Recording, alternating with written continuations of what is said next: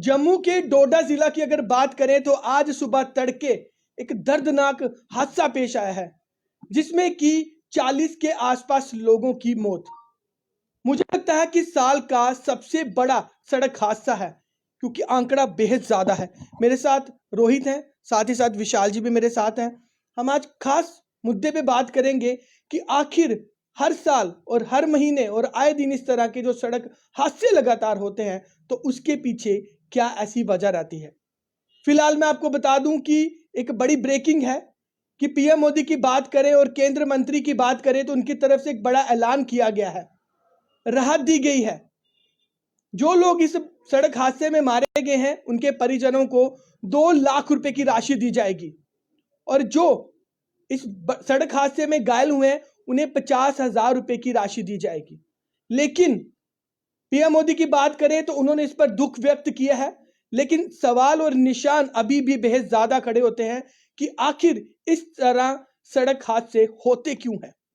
उसके पीछे हम बातचीत करेंगे। रोहित, क्या लगता है कि लगातार जो सड़क हादसे हो रहे हैं उनके पीछे क्या ऐसी वजह है? देखिए, जिस बेल्ट में ये सड़क हादसा पेश आया है जिला डोडा के असर के, खास करके रगी नाला में, ये इंसिडेंट पहला ऐसा इंसिडेंट नहीं है जहां पे इतना ज़्यादा जो नुकसान हुआ है।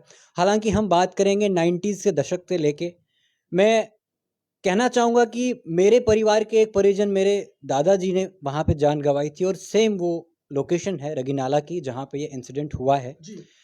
तो ये जो प्रक्रिया है इन सालों से चलती आ रही है। बिल्कुल 1990 के दशक की अगर हम बात करें तब से ये प्रक्रिया चलती आ रही है, जब से सड़क बनी है। इसके पीछे का केवल एक ही कारण है, क्योंकि हम बात करेंगे असर से लेके डोडा की जो चिनाब का जो स्तर है वो एक पहाड़ी मार्ग है और काफ़ी ज़्यादा टर्न्स उसमें हैं। बिल्कुल आप कह सकते हैं कि बिल्कुल सांप की तरह ये जो सड़क है उतरती है ढलान से बिल्कुल नीचे की ओर, और जाते वक्त जो है काफ़ी ज़्यादा इसमें बहुत ज्यादा रिस्की होता है। बिल्कुल रोड काफ़ी रिस्की है। अगर हम बात करें खाई की, तो काफ़ी घेरी खाइयाँ हैं और सीधे नीचे चिनाब का दरिया है।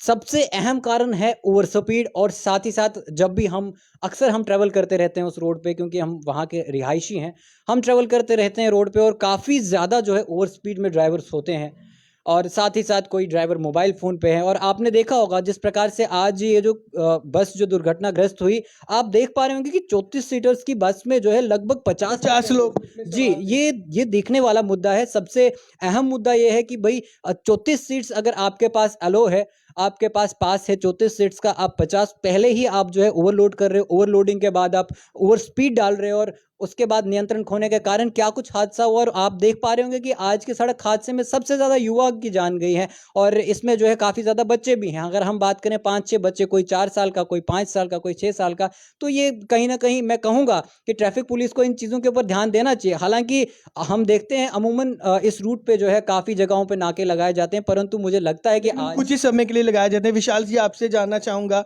कि बहुत बड़ी बड़ी बातें की जाती हैं, विकास की बात की जाती है, जमीनी स्तर में ये किस तरह का विकास है?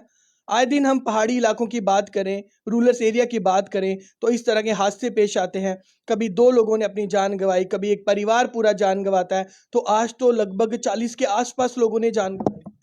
अतुल जी, इसमें मैं ज़्यादा ड्राइवर की गलती भी देना चाहूँगा, क्योंकि ओवर स्पीड से गाड़ी चलाते हैं, जल्दी होती है पहुँचने की, और उसकी वजह से ये सड़क हादसा पेश आया है। क्योंकि लंबे समय से ये सड़क हादसे होते आए हैं, और जब ये सुबह सड़क हादसा हुआ है, उसके जो पास रहने वाले लोग हैं वो बता रहे थे कि ये जो बस थी बड़ी ओवर स्पीड में जा रही थी, वो बहुत ही स्पीड में थी गाड़ी, उसकी वजह से ये सड़क हादसा हुआ। क्योंकि कई बार क्या करते हैं ड्राइवर, रात को जाते हैं, सोते नहीं हैं, फिर मॉर्निंग में वापस आते हैं, तो उसकी वजह से भी काफ़ी बड़ा सड़क हादसा हुआ। दूसरी बात यह है कि इसकी विकास की क्या बात करें, फ्लाईओवर बन रहे हैं, सड़कें बन रही हैं, यहाँ से उधमपुर जाते हुए कितना टाइम लगता था, अब कितना ईजी पहुंच जाते हैं। मगर स्पीड तो आपने कम रखनी है ना गाड़ी की। अगर रूरल एरिया है, जैसा रोहित वहाँ का रहने वाला है, और कितनी अच्छी बात बताई कि तब से एक्सीडेंट हुए, गाड़ी कर्ब में जाती है, ऐसे टर्न है वहाँ पे, तो गाड़ी आप स्लो कीजिए ना। अगर सड़क हादसे कम से कम, और जब भी सड़क हादसा होगा आप देख लेना 2-3 दिन के अंदर अंदर आरटीओ एआरटीओ वहां नाका लगाएगा, ट्रैफिक पुलिस भी एक्टिव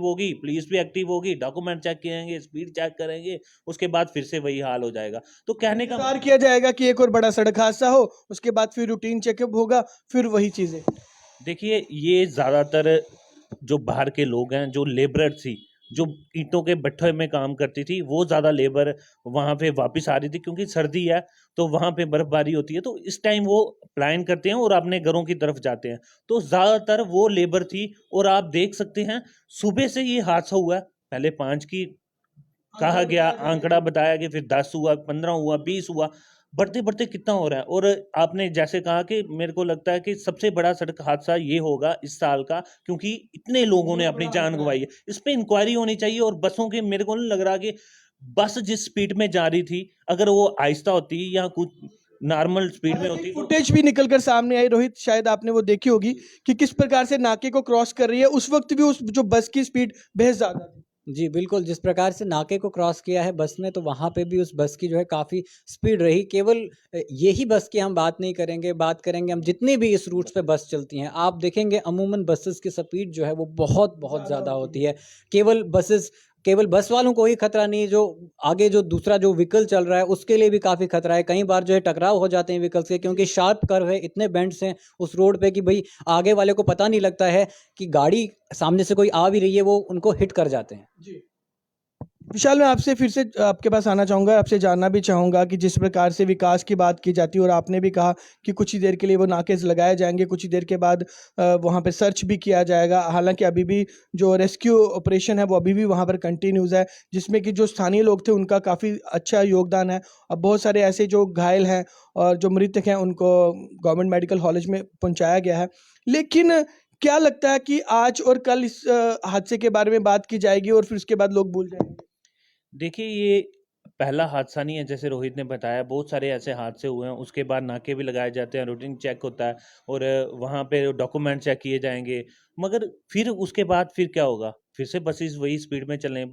जो ड्राइवर हैं उन पे नकेल कसने की कोशिश है। और सबसे बड़ी बात है, लोकेशन चेंज होनी चाहिए। जहाँ भी नाके लगाने, आज यहाँ लगाया कल वहाँ लगाया, क्योंकि एक जगह अगर नाका भी लगाते हो उनको पता है कि नाका वहाँ पे लगा हुआ है, या आरटीओ जो है वो वहाँ बैठे हुआ है, ARTO, तो वो स्पीड आहिस्ता कर लेंगे। कहने का मतलब ये है कि सुबह से ही, ये सुबह का वाकया है, तभी इतनी जो है जाने गई हैं। और रेस्क्यू सुबह से ही चला, क्योंकि गहरी खाई से गिरी है। नेशनल हाईवे जो नया है वहां से लेके पुराना जो हाईवे था वहां गाड़ी गिरी है। तो कहने का मतलब ये है कि इतने लोगों ने जान गंवाई है अपनी। इसको व्यस्त नहीं जाना चाहिए, इसकी जांच होनी चाहिए, और ड्राइवर हैं जो आने वाले समय में कोई इस तरह का और एक्सीडेंट ना हो। तो मैं आपको बता दूं कि इससे पहले भी 1 साल 2 साल पुरानी बात की जाए, इसी तरह के हादसे हुए थे जिन पर की बड़ी इंक्वायरी की बात की गई थी कि वहां पर इंक्वायरी इनिशिएट की जाएगी, लेकिन आज तक अभी तक उसका भी कोई सुराग नहीं पता चल सका कि आखिर वो हादसे क्यों हुए। देखिए, मैं एक चीज़ ज़रूर ऐड करना चाहूँगा, केवल ये ड्राइवर तक ही नहीं डिपेंड करता है।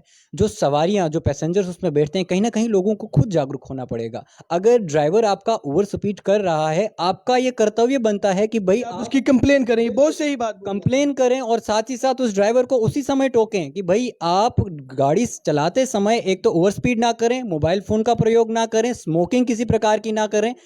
ये लोगों का भी कर्तव्य बनता है। और मैंने अमूमन ये चीज़ नोटिस की है कि जब भी लोग टिकट काटने बस स्टैंड पे जाते हैं, चाहे जम्मू की बात करें, किश्तवाड़ की बात करें, वहाँ पे लोगों का यही कहना होता है कि भई कितने घंटे लगाएगी यहाँ से वहाँ तक गाड़ी? यानी लोग खुद जल्दी में होते हैं, तो उस चक्कर में जो है, जल्दी के चक्कर में अपनी जानें गँवा रहे हैं सड़कों पे। रोहित जी, एक मैं चीज़ कहना चाहूँगा, सिर्फ बसेस नहीं, मैंने वहाँ पे देखा टाटा सूमो लगा लें या टेम्पू लगा लें, वो भी ओवर स्पीड में चलते हैं। तो ऑलमोस्ट रेस रेस लगाई होती है वहां पर कि कौन पहले जाएगा और सवारियां उठाएगा। देखिए, पता क्या होता है, ये रेस के चक्कर में या पैसे के चक्कर में क्या करते हैं कि दिन को भी चलते हैं, रात को भी चलते हैं। और सबसे बड़ी बात है कि किसी को नींद आई है या कुछ ऐसा है, आप रेस्ट नहीं करते। सवारियों के चक्कर में चलो एक फेरा और लगा लेते हैं, जम्मू जाते हैं, जम्मू से वापस आते जी, हैं। रोहित जी, बिल्कुल, रेस्ट नहीं करते हैं, रात को सोते नहीं है, जिस उसकी प्र वजह से भी कोई सड़क हादसे हो जी, सकते हैं। जिस प्रकार से बताया जा रहा है कि बस जो है पाडर की थी, मैं आपको बता दूँगा कि पाडर की बसेज़ शाम के 9 बजे से इंदिरा चौक से निकलती हैं, और रात के 9 बजे अगर ये यहाँ से निकलती हैं तो लगभग 3 बजे सुबह डिस्ट्रिक्ट किश्तवाड़ में पहुँचती है। और पाडर की अगर हम बात करें, लगभग कोई आप 6 के 7 बजे के आप अराउंड लग लो पाडर पहुँचती है। और दस्ती वापस निकलना है तो नींद तो तो रोहित, वो ऑब्वियस सी 3 बात बजे है। जब वहां पहुंचती है तो दोबारा कितने बजे निकलती है बस? 3 बजे मेन सिटी से निकल के पाडर गुलाबगढ़ की ओर जाते हैं। नहीं, आधी रात को। हाँ, आधी रात को, यानी कि शाम के 9 बजे यहाँ से निकली गाड़ी, और सुबह के लगभग 6 से 7 बजे वो पाडर गुलाबगढ़ में पहुँचती है, और 1 घंटा रेस्ट करने के बाद दस्ती वापस। तो आप खुद अंदाजा लगा सकते हैं कि या तो फिर जो मालिक हैं उन गाड़ी के, उनको चाहिए कि भाई आप अपने ड्राइवर वाइज चेंज करें, ताकि आप आपका ड्राइवर सुरक्षित रहे, आपकी जो एसेट आपकी गाड़ी है वो सुरक्षित रहे, और साथ ही साथ लोगों की जानें भी बचें। तो चलिए बहुत बहुत शुक्रिया। मैं फिलहाल आप सबको यही बता दूं कि ये अब तक के साल की अगर बात की जाए तो एक बड़ा सड़क हादसा है जिसमें कि लगभग 40 लोगों ने अपनी जान गंवाई है। हालांकि ऑफिशियली अभी इसका कोई आंकड़े निकल कर नहीं आए, लेकिन जो हमें जानकारी मिल पाई है उसके मुताबिक ऐसा कहा जा रहा है कि 40 के आसपास का जो आंकड़ा है वो हो सकता है। सुबह की बात करें तो पहले 5 की मौत बताई जा रही थी, उसके बाद ये आंकड़ा बढ़ते बढ़ते 40 तक पहुंच चुका है, लेकिन ऑफिशियली अभी तक इसकी कोई भी स्टेटमेंट नहीं जारी की गई। लेकिन मैं आपको बता दूं कि जो रेस्क्यू ऑपरेशन है वो अभी भी वहां पर चल रहा है। स्थानीय लोगों के साथ साथ सेना के जवान भी वहां पर तैनात किए गए हैं। जम्मू कश्मीर पुलिस का वहां बहुत बड़ा योगदान है।